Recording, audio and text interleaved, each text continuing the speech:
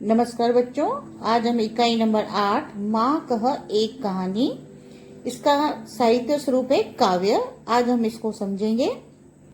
देखो बच्चों, माँ कह एक कहानी एक काव्य है और इसके कवि हैं मैथिली शरण गुप्त, जिनका जन्म हुआ था 1886 में चिरगांव, जिला झांसी जो उत्तर प्रदेश में पड़ता है। और बचपन से ही इनको कविता में काफी रुचि थी। इनकी मुख्य काव्य कृतियां हैं साकेत, यशोधरा, पंचवटी, भारत भारती, जयद्रथ वध। ये इनकी मुख्य काव्य कृतियां हैं और इनकी मृत्यु हुई है 1964 में। अब देखो बच्चों, मारने वाले से बचाने वाला बड़ा होता है, ये उक्ति चरितार्थ हुई है गौतम बुद्ध के जीवन से। गौतम बुद्ध जीव दया को बहुत महत्व देते थे। इस कविता में उन्हीं के जीवन की घटना संवाद शैली में प्रस्तुत की गई है। ये संवाद सिद्धार्थ की पत्नी यशोधरा और पुत्र राहुल के बीच होता है और सिद्धार्थ ही आगे चलकर बुद्ध कहलाए। माँ कह एक कहानी, बेटा समझ लिया क्या तूने मुझको अपनी नानी। अब देखो, राहुल यशोधरा से कहता है अपनी माँ से, माँ एक कहानी सुनाओ ना। तो यशोधरा उसकी माता कहती है, बेटा तूने मुझे अपनी नानी समझ लिया है क्या। कहती है मुझसे ये चेटी, चेटी मतलब दासी, तू मेरी नानी की बेटी। कह माँ कह लेटी ही लेटी, राजा था या रानी, माँ कह एक कहानी। अब देखो, राहुल कह रहा है अपनी माँ यशोधरा से, ये दासी मुझसे कहती है कि तुम मेरी नानी की बेटी हो। तुम मेरी नानी भले न हो पर उनकी बेटी तो हो, इसलिए माँ कहानी सुनाओ ना, लेटे लेटे ही सुनाओ। एक राजा था या एक रानी थी, कह माँ एक कहानी। तू है हट्टी मानधन मेरे, हट्टी मतलब जिद्दी, मानधन मतलब पुत्र। सुन उपवन में बड़े सवरे, उपवन मतलब बगीचा, तात ब्राह्मण करते थे तेरे, तात मतलब तेरे पिता, ब्राह्मण मतलब घूमना। जहाँ सुरभि मन मानी, सुरभि मतलब सुगंध, जहाँ सुरभि मन मानी, हाँ माँ यही कहानी। अब देखो, यहाँ पे माँ कह रही है, मेरे बेटे तू बहुत जिद्दी है। अच्छा तो सुन, एक दिन बड़ी सुबह तेरे पिता बगीचे में घूम रहे थे। उस समय वातावरण में मनपसंद खुशबू फैली हुई थी। तो अभी राहुल कह रहा है, वहाँ मनपसंद खुशबू फैली हुई थी। हाँ माँ यही कहानी सुनाओ। वर्ण वर्ण के फूल खिले थे, वर्ण वर्ण मतलब अलग अलग, झलमल कर हिम बिंदु झिले थे, हिम बिंदु मतलब उसकी बूंदे, हल्के झोंके हिले मिले थे, लहराता था पानी। अब देखो, यहाँ पे यशोदा कह रही, बगीचे में तरह तरह के रंगों वाले फूल खिले थे, उन पर ओस की बूंदें चमक रही थी और हवा के हल्के हल्के झोंकों से फूल हिल रहे थे और उन पर ओस का पानी लहराता था। लहराता था पानी, हाँ हाँ यही कहानी। अब राहुल ने पूछा, क्या उन पर पानी लहराता था। हाँ माँ मुझे यही कहानी सुननी है।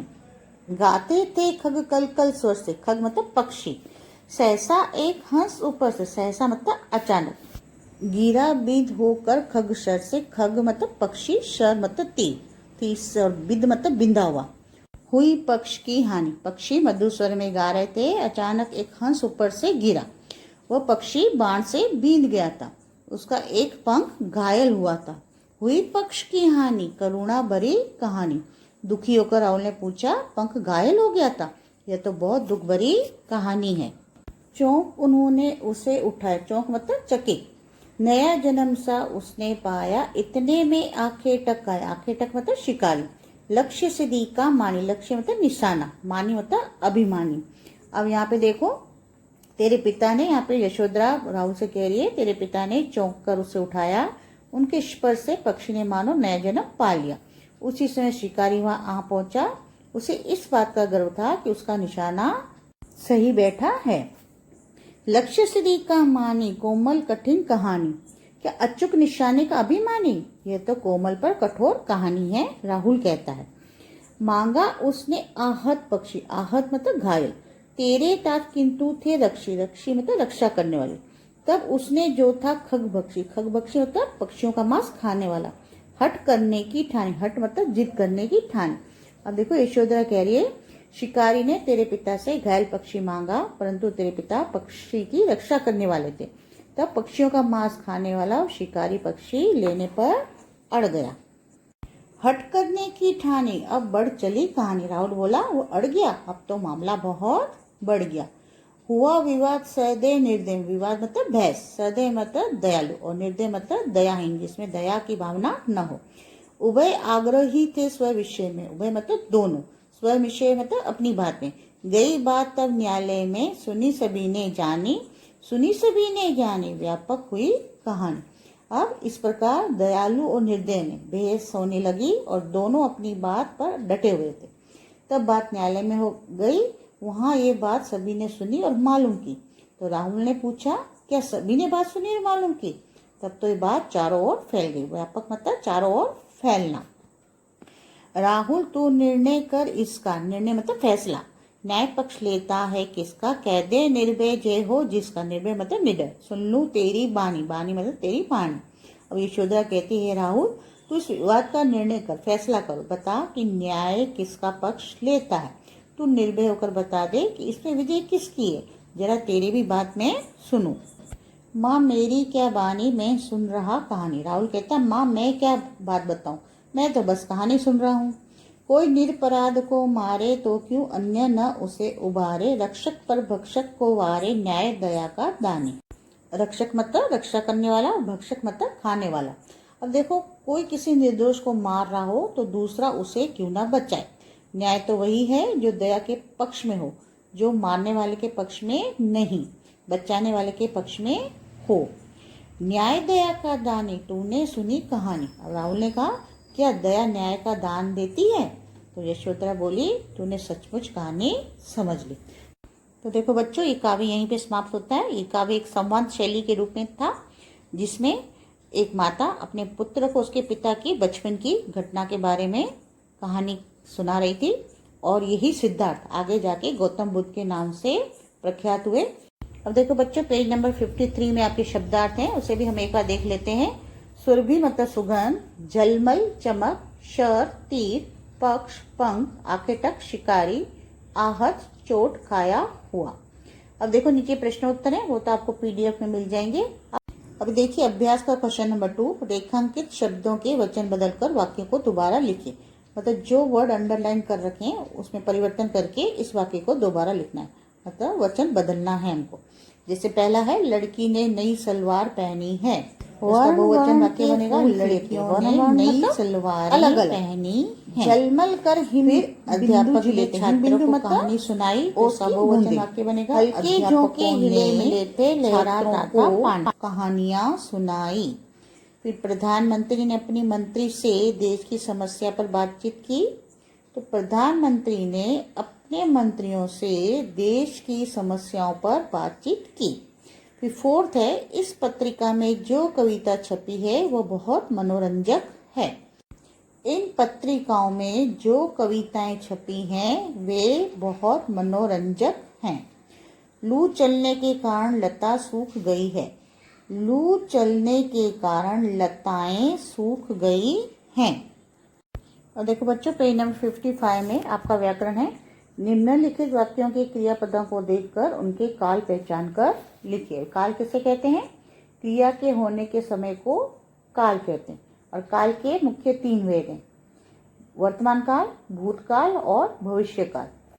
अब देखो बच्चों आप अगर ये कुछ नियम याद रखोगे तो आपको काल पहचानने में बहुत ही आसान रहेगा। जैसे क्रियापद के अंतिम अंश को देखकर आप अनुमान लगा सकते हैं कि ये कौन सा काल है। जैसे वर्तमान के अंतिम अंश में है, हैं, हो, हूं आदि लगता है, और भूतकाल के क्रियापद के अंतिम अंश में था, थी, थे, आ, ई या ए ये अंतिम अंश में लगता है, और भविष्य काल के क्रियापद के अंतिम अंश में गा, गी, गे को आदि लगता है। अब जैसे नीचे देखिए आपके कुछ वाक्य दिए गए हैं, क्रियापद दिए गए हैं, उनको पहचान कर हमें बताना है ये कौन सा काल है, वर्तमान काल, भूतकाल की भविष्य काल। अब जैसे रजत गा नहीं रहा था, कविता बना रहा था। अब देखो अंतिम अंश में क्या लगा? था। तो था किसमें लगता है? भूतकाल में। तो रहा था, तो रहा था क्या हो गया? भूतकाल। हाँ भैया अब मैं तेरी बात मानूंगा, तो अंतिम अंश में देखो मानूंगा, पीछे क्या लगा? गा। तो गा किस में आता है? भविष्य काल में। तो मानूंगा, मानूंगा क्या हो गया? भविष्य काल। ये वाक्य हो गया भविष्य काल। मैं मौन रहकर तुम्हारी सेवा करना चाहता हूँ। अब देखो अंतिम अंश में क्या आया, हूँ, तो हूँ किस में आता है, वर्तमान काल में। तो यहाँ पे ये वाक्य हो गया चाहता हूँ वर्तमान काल। फिर तुम्हें देखकर मेरा हृदय शीतल होता है अंतिम अंश में क्या है, तो है किस में आता है, वर्तमान काल में। तो होता है, यहाँ पे ये वाक्य हो गया वर्तमान काल। अभी पेज नंबर 56 में देखिए, निम्नलिखित वाक्यों को पढ़कर समझिए। अब यहाँ पे देखिए पहला वाक्य, मैंने किताब खरीदी। अब देखो पीछे क्या आया, ई की मात्रा, तो ई किस में लगता है, भूतकाल में। तो ये वाक्य किसका हो गया, भूतकाल का। मैं किताब खरीदूंगा, तो अंतिम अंश में क्या आया, गा, तो गा क्या हो गया, भविष्य काल वाक्य। मतलब खरीदूंगा, मैं किताब खरीदूंगा, ये वाक्य हो गया भविष्य काल। मैं किताब खरीद रहा हूँ, अब अंतिम अंश क्या है, हूँ, तो हूँ किस में लगता है, वर्तमान काल में। तो ये वाक्य कौन सा हो गया, वर्तमान काल। अब नीचे देखिए, निम्नलिखित वाक्यों को सूचना के अनुसार फिर से लिखें। मतलब जो आपको यहाँ पे कोष्टक में ब्रैकेट्स में दे रखा है उसमें हमको इसको परिवर्तन करना है। अब जैसे यहाँ पे पहला वाक्य है, मैं अहमदाबाद जा रहा हूँ मतलब वर्तमान काल। तो अब इसको हमें भविष्य काल में बनाना है, तो भविष्य काल में कैसे बनाएंगे, मैं अहमदाबाद जाऊंगा। अब दूसरा वाक्य है, मेहुल मुंबई गया था। तो अब गया था भूतकाल है, अब हम इसको वर्तमान काल में बनाएंगे। तो मेहुल मुंबई जा रहा है। फिर थर्ड है, गीता आइसक्रीम खाएगी। अब खाएगी पीछे गी लगा है, तो कौन सा है, भविष्य काल। अब इसको हमें बनाना है, किसमें परिवर्तन करना है, भूतकाल में। तो भूतकाल में कैसे लिखेंगे, गीता ने आइसक्रीम खाई। तो देखो बच्चों, यहाँ पे आपकी इकाई खत्म होती है, व्याकरण भी यहाँ पे आपका खत्म होता है। अब इसके शब्दार्थ जो होंगे आप अपने हिंदी की कॉपी में लिख लेंगे और प्रश्नों के उत्तर आपको PDF में मिल जाएगा। आज के लिए इतना ही, नमस्कार।